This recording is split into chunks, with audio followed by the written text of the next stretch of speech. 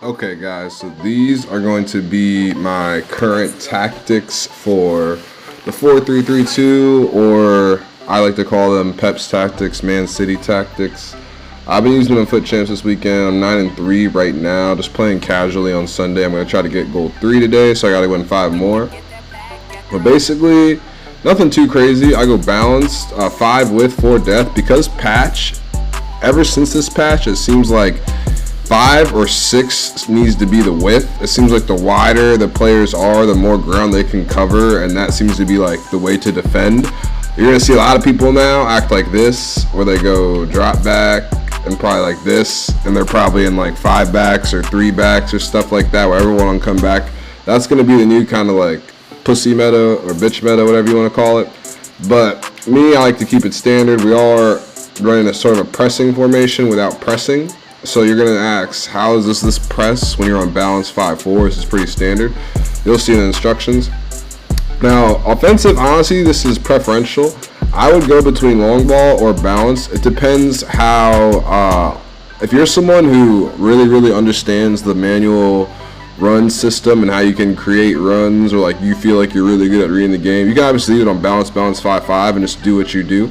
But me, I like to go long ball just because I mainly focus on the defense and the pressing. So when I get into attack, I'm sort of just flinging the ball up the field quicker, like as quick as possible. I want to get to my mids, to my striker, and then get the overlapping runs off of that.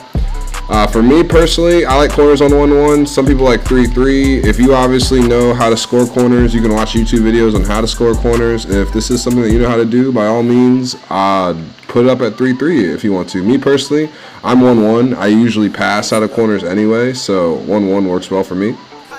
Now I would say we can do instructions and player position kind of at the same time. So let me go back to my main team. The main thing I'm going to tell you on this video that a lot of people won't tell you when it comes to instructional videos and tactic videos is 90% of this, no, I shouldn't say 90, 80% of this is going to be down to the team you have and your skill level. Now when I say skill level, I place consistently D2, D1. I think the highest skill rating I've gotten this year is like 19.95, something like that. Above average player. I would not play these tactics. I would not use these tactics if you're someone who's like just trying to learn the game and you're looking for something that's gonna maybe get you wins to make a better team. As you can see, I haven't spent any money on the game, but like I've grinded the game through SBCs and whatnot. So almost all these players are untradeable. I think all these players are untradeable, except for Varane. He's kind of just a needed buy. But I have the players that are able to perform my tactics and instructions to a T. Now, if you're someone who has more money than me or a similar type of team as the one I'm displaying to you on screen, then yes, these tactics very well could work for you. But basically, like with these tactics, you have to have meta cards in it. Don't expect just to throw these tactics on with the same BS cards you've been using. 90% of the time, people are taking L's. It's because of the cards. It's not because of the instructions. So right away, I have Robin on the left, Mole on the right. Now, the reason why is because Robin's a lefty and Mole's a righty. I want the crosses on the ground from each side.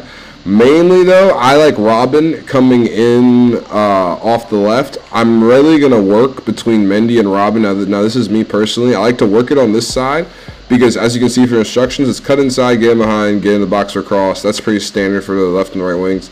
I leave Dybala on completely balanced. I feel like this is the one FIFA where the best tactic for your strikers is balance. The striker cards are so good and the attack position is so good, leaving it on balance makes more sense than trying to like force it one way. Now with the mids, notice I have Pogba, Vieira, and Son. I think every single card here is over 6 foot. Personally, I like having big cards in the midfield. When it comes to when you're taking shots on goal and they go to kick it, when they have the goal kicks to the midline, you'll always win them with this midfield. And at the same time, the tackle animations, sticking the leg out for those long driven passes, all 3 of these guys can do it particularly well. Now, when you look at Son, I have him on get in the box, cover center, that's it. Now, when he goes to get into the box, Dybala, Mole, and Son all run forward with long ball on whenever I make a tackle, so that if I'm working it with Mendy and Robin, all it's going to take is Robin to either do a LBA with Dybala and get a 1-2 going, or loop it over the back to Mole, or you have Son coming in behind that for a layoff. Pogba is more my all-around midfielder. He can get forward and join in the attack as a last guy if it's getting really clogged.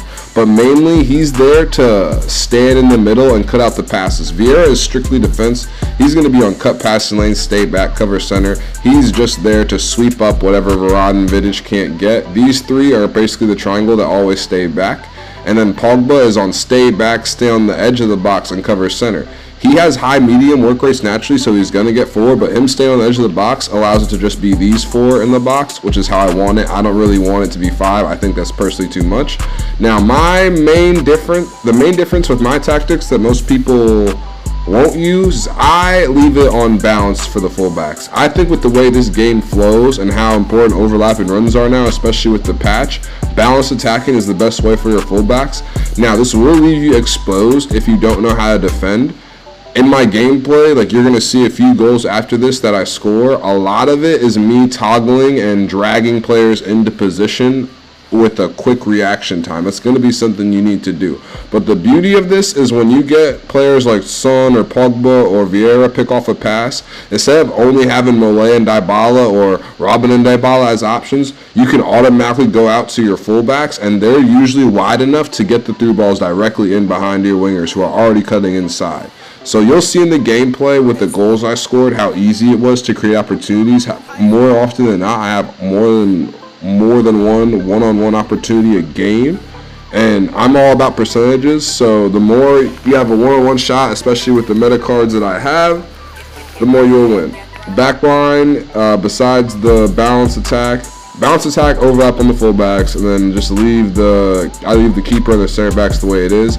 I do have meta center backs. Both my center backs have 85 pace. I put shadow on everyone who's a defender and a midfielder, and then the attackers have either hunter or engine. So all these little things are important. This is a very meta specific game. This is a very cheese game, you could say. You need specific cards to win. It doesn't really fulfill the concept of having an ultimate team. You can't use whatever you want and win. You need to use specific cards, and that's what's going to get you the dub. But we're going to get into some the goals right now that you scored from this, and I'll see you guys in the next video, where hopefully we have some future star content. So hopefully you enjoyed these tactics.